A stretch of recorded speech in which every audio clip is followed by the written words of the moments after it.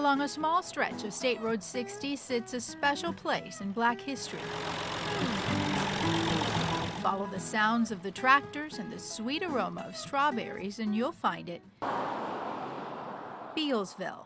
Just 7 miles south of Plant City, it was founded at the close of the Civil War by 12 slaves upon being emancipated. They were so free. They just started digging up stuff with their hands. They just started moving and clearing the land with their bare hands. Donald Hallback was born and raised in Bealsville. It was nothing out here, practically, but was.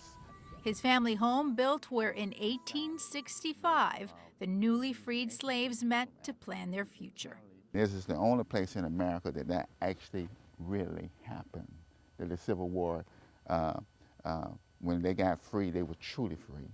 Former slave owners and former slaves shared farming equipment, seeds, and even customers who came to buy crops.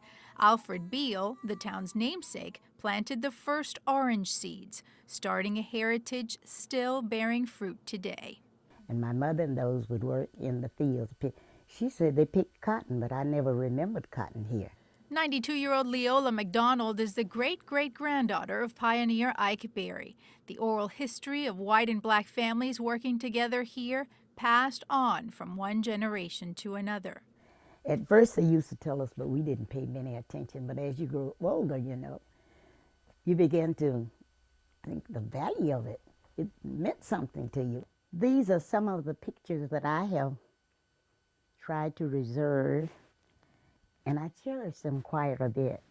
These days, the retired school teacher collects as many old photos and documents as she can to teach folks about the town's history, a fitting job for the oldest surviving teacher of Bealsville's founding school. The community center sits on what used to be the town's very first school, the Glover School, built in 1873.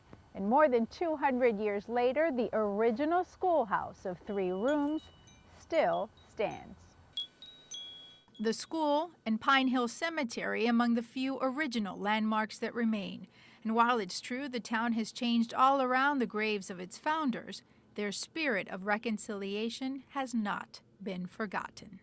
Even at 4 and 5 years old, kids experience the brutality of racism and stuff like that. But it didn't happen here. I feel both lucky and I feel both burdened.